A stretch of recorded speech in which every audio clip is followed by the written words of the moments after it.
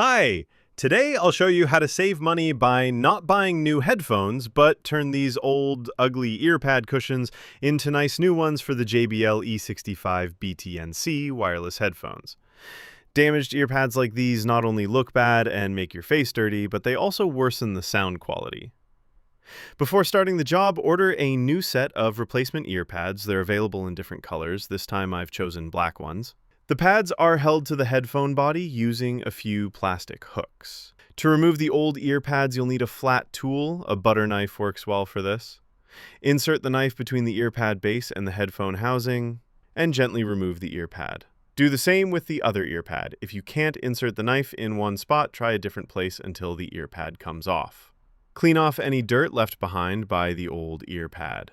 Take the correct ear pad, each headphone side is marked.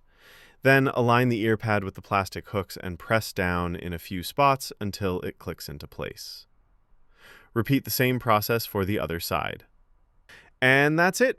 You've refreshed your JBL headphones and they'll now serve you like new for years to come.